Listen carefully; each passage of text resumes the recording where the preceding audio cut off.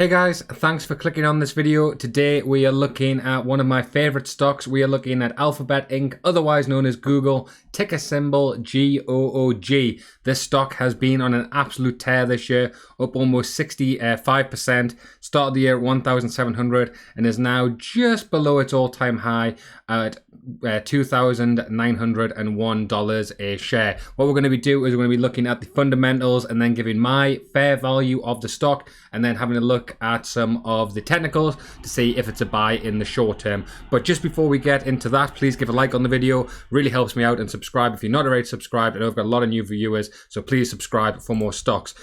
Just before we get into that, actually, there are two Google shares that we're going to be looking at. We're going to be looking at GOOG, which is GOOG, and these are the Class C shares.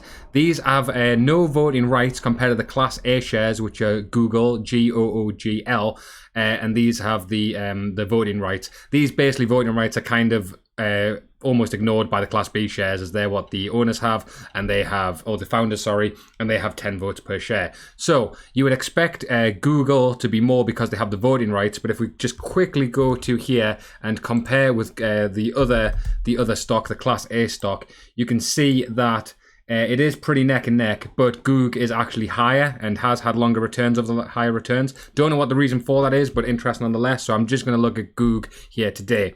Right, let's have a look at the fundamentals of the stock. So currently it has just shy of a $2 trillion market cap, sector technology, and has a share price of, well, this hasn't updated, but you see it was 2,900. So let's have a look at the steps. Is the P ratio less than the market? Yes, it is, just under 28, and with the market at 28.5, that is a pass. Revenue increasing? Yes, it is, almost doubled, 137 billion to 239 billion, massive pass there. Is there profit increasing in a similar amount? Their profit is increasing even better. You can see that the profit's gone from 30 billion to 70 billion. So despite the fact that revenue has just less than doubled, the profit has more than doubled, which just shows them managing to increase their profit margins on their revenue. Next, are they buying back their shares? Yes, they are. 693 million to 680, which means they think their stock price is undervalued and they're rewarding shareholders by buying back their shares. Next is the free cash flow increasing, and yes, it has trebled. 22.8 billion to 65.6 billion. So that gives us a quick check. 5 passes. Free cash flow ratio 2 billion divided by 65 has a free cash flow ratio of 29, which is around about the P ratio, which is very good for this company. Doesn't pay a dividend, as you can see here, so there is no dividends paid. Right, now we want to have a look at my valuation using discounted free cash flow and the Buffett-Graham intrinsic value. So let's have a look at discounted free cash flow first. We've calculated the future free cash flows. This is based on analyst estimates and future revenue expectations. So you can see here 22 billion, 30 billion, 42, 65, 55 in 2022. They would not be at 2021's level of 2023. But what does this give us as a fair value? You can see that the calculated stock price, the fair value of the stock for discounted free cash flow is $2,595.64, meaning it's as a 10% discount. So these are sort of the average analyst estimates.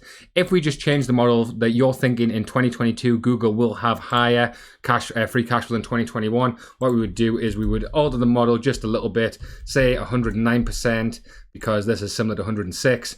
And you would see that actually, there you go, see the free cash flow is now increasing each year, and this would give the terminal value of 2 billion, which would then give a calculated stock price of $3,109, which means it's trading at a 7.21% discount. So discounted free cash flow does say it's a buy if you're a bit more bullish on Google, but this is not the reason why I want to bring you this. What we're going to look at is the Buffett-Graham intrinsic value. Earnings per share of $103. Expected growth rate on the analyst is 21%. So what does that give us a value of? It'll be pretty good, you'll see soon. Well, wow. You can see the fair value of this stock is actually close at around $6,000 a share, and a Graham price, which is a buy if you see it at this price, $4,700 a share, which is absolutely crazy. So these both models, love this stock. If you would say that we're close to the Graham price or even in between there is still plenty of money to be made on Google in the short term in terms of buying and holding the stock. Discounted free cash flow likes the stock. Buffett-Graham intrinsic value absolutely loves it. So let's get on to some of the technicals here and just see what's been happening with Google over the last few. Well, see what we can see what's going to happen in the future. So let's get the moving averages up. As always, I like the 50-day moving average in green, and we'll get that up, and we'll just copy and paste this twice to save a couple of clicks. Change this one to yellow, and this will be the 100-day. And then, of course, finally, we'll be looking at the 200-day and seeing what it tells us here. Now, I imagine because this stock has been on a pretty parabolic rise this last year, the 200-day, the stock will be nowhere near it. As you can see here, the last time the stock even touched the 200-day was in August and then broke below it in the pandemic. So if you were looking at signals, you would have seen that basically this is the price, would have crossed across the moving averages, and then you would have held the entire way. Recently, funnily enough, the 50-day has acted as a support level pretty consistently. Well, we'll go to this year. Actually, we'll just look at the last year. You can see it has been acting as a support level. Did broke below it briefly, but then the 50-day has acted as sort of another line of. Sorry, the 100-day has acted as another line of support. So if the stock does drop to the 50-day, then that would be a buy signal. And if it definitely dropped to the 100-day, it hasn't dropped below there in over a year. So that would definitely be a no-brainer there. But you can see no golden crosses. The prices have crossed above the moving averages. That would have been a buy signal. And once again, buy signal there. Next, we want to have a look at the MACD, and that's the moving average. Oops, sorry, not the financials. Click on the indicators. MACD.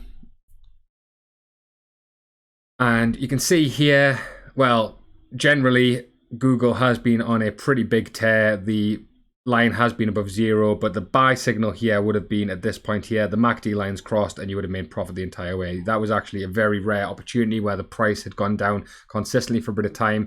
So you would have sold there and bought here, and now you'd be holding basically up until then. So you would be making good money. I would say when we can see Google, what it's done in the past, you've kind of had these two peaks of movement. We're on the second peak, so you could be expecting a little bit of slowdown, but if you're getting that red or it goes down there, definitely buy on that indicator there. RSI, I'm sure Google is constantly on the positive side, but let's see when it's been on negative. So yeah, you can see here throughout the general time, once Google does hit on sort of the average, that would have been previous buy signals. Once again, buy. If it drops below buy, that would have been a great buy signal there when it dropped below the 32. So if you ever get anything that low, and we'll just bring it out. When was the last time we hit? Even in the is this the pandemic? Even in the pandemic, it was just in the oversold regions by a little bit. So if Google ever gets to there, that is a definite buy signal. And if you are looking at when it goes in the oversold region as well, overbought region, these would have been actual good times to sell there. That would have been a good time to sell. Once again here, a little bit of movement on the downside. There, movement to the downside. There, movement to the downside, and same again. So if you ever see Google in the very underbought region, buy, and if it's in the oversold region and you're happy with your profits, then I would say take it then as well. But very interesting. Right, guys, thanks for watching. Please give a like on the video. If you haven't already, subscribe. If you're not, we're going to be bringing out as many videos as possible to bring as much quality stocks as I can. And subscribe if you're not. I think I already said that, so I'll catch you guys next time.